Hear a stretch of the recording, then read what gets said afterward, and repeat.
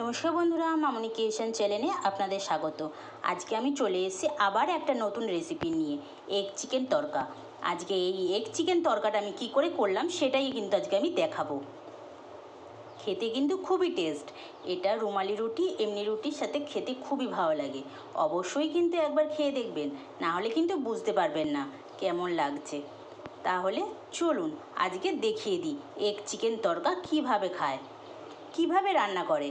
খেতে কিন্তু খুবই টেস্টি হয়, একবার অবশ্যই খেয়ে দেখবেন, না হলে কিন্তু বুঝতে পারবেন না। অনেক দিন পর আপনাদের সামনে আসলাম, কিন্তু এতদিন আসতে পারিনি। একদম দোকানের মতনই এগ চিকেন তড়কা করেছি। সেটা কিভাবে করলাম সেটাই আজকে আপনাদেরকে দেখাবো। চলুন তাহলে দেখে নিই।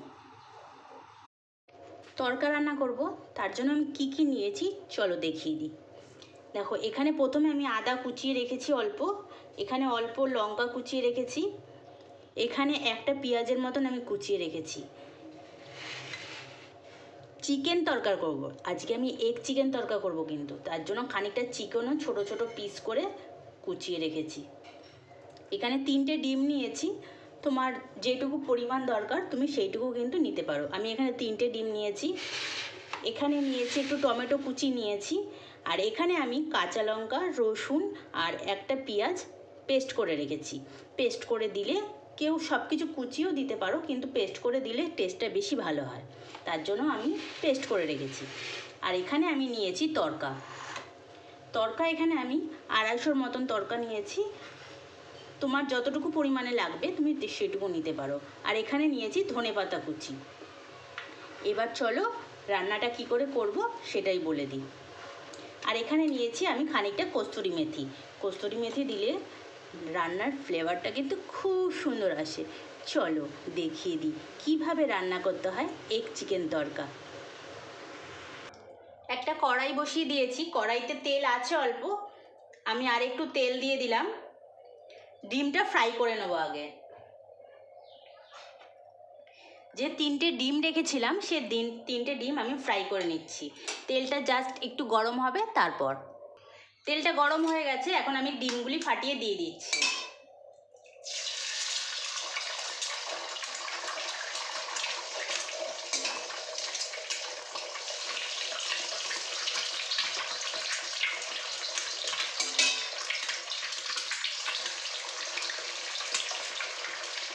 ডিমগুলির মধ্যে সামান্য একটু নুন দিয়ে দেবো।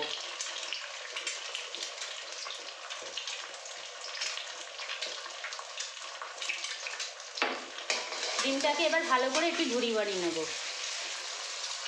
আমাদের ডিমগুলি ফ্রাই করা হয়ে গেছে, এখন আমি ডিমগুলিকে তুলে নিচ্ছি।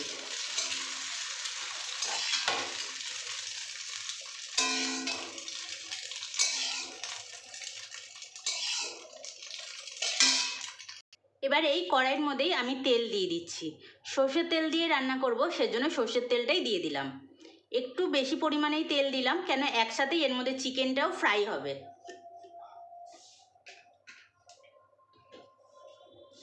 এই তেলের মধ্যে যে আমি পেঁয়াজটা কুচিয়ে রেখেছিলাম সেই পেঁয়াজটা দিয়ে দিচ্ছি।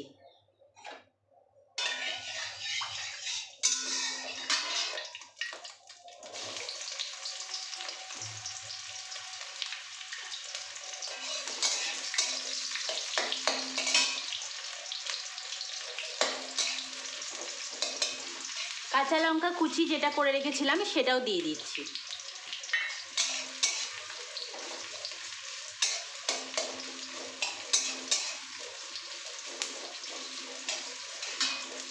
এগ চিকেন তড়কা খেতে কিন্তু খুবই ভালো লাগে, খুবই ভালো লাগে। আপনি যদি না খেয়ে থাকুন, একবার আমার রেসিপিটা দেখে এরকম করে বানিয়ে খাবেন, দেখবেন খুবই টেস্টি লাগে। এটা রুটি, পরোটা, তারপরে রুমালি রুটি এইসব দিয়ে খেতে কিন্তু খুবই ভালো লাগে। অবশ্যই একবার খেয়ে দেখবেন। পেঁয়াজটা হালকা একটু ভাজা করে নেব।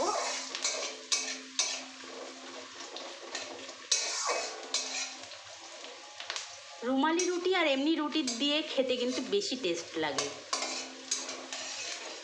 এবার যে চিকেনগুলি টুকরো করে রেখেছি সেই চিকেনগুলি কিন্তু এর মধ্যে দিয়ে দেবো।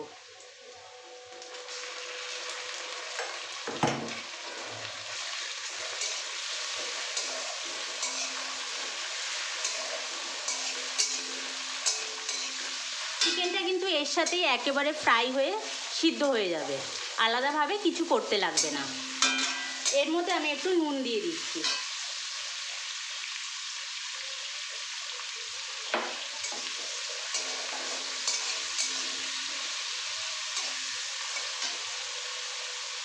যে আদা কুচি করে রেখেছিলাম অল্প পরিমাণে, সেই আদা কুচিটাও দিয়ে দিচ্ছি।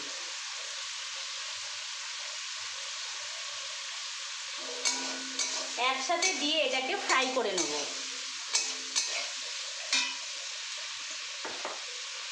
এর মধ্যে একটু হলুদ দিয়ে দিচ্ছি।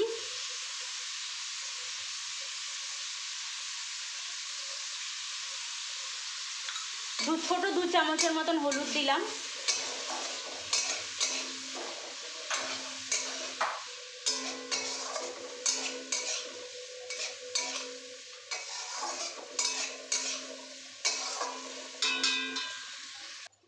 চিকেনটা হালকা ভাজা হয়ে গেছে। এবার যে মশলাটা আমি পেস্ট করে রেখেছিলাম এই মশলাটা দিয়ে দিচ্ছি।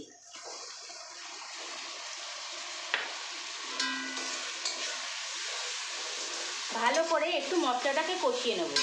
আমি কিন্তু আলাদা এক্সট্রা কোনো মশলা দিইনি, আদাটা কুচিয়ে দিয়েছি আর রসুন, পেঁয়াজ, কাঁচা লঙ্কা একটু বেটে দিয়েছি। ঝালটা আপনার পরিমাণ মতন দেবেন, কতটুকু ঝাল আপনার লাগবে সেই পরিমাণ মতন।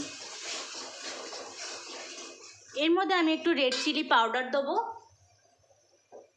রেড চিলি পাউডারটাতে ঝাল হবে না, কিন্তু কালার হবে।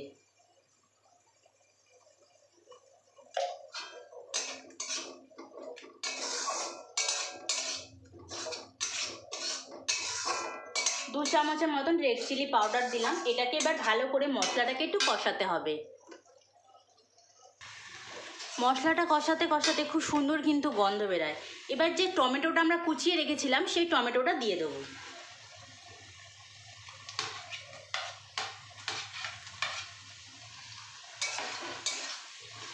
টমেটোটা দিয়েও ভালো করে কষিয়ে নেব। যদি কড়াইতে লেগে যায় সামান্য পরিমাণে কিন্তু একটু জল দিয়ে দিতে পারেন, তাহলে কড়াইতে লাগবে না। আমি কিন্তু কোনো গরম জল ইউজ করিনি, নর্মাল জলই ইউজ করেছি। ভালো করে মশলাটা কষিয়ে নিতে হবে। খুব সুন্দর কিন্তু মশলাটা দিয়ে গন্ধ বেরোয়, খেতে কিন্তু খুবই টেস্ট হয় এগ চিকেন তরকা। একদিন কিন্তু অবশ্যই বানিয়ে দেখবেন আমার রেসিপিটা দেখে। আর আমার রেসিপিটা দেখলে কেমন লাগলো অবশ্যই কিন্তু জানাবেন, না হলে আমি বুঝবো কী করে বলুন তো আমার রেসিপি আপনাদের কেমন লাগছে।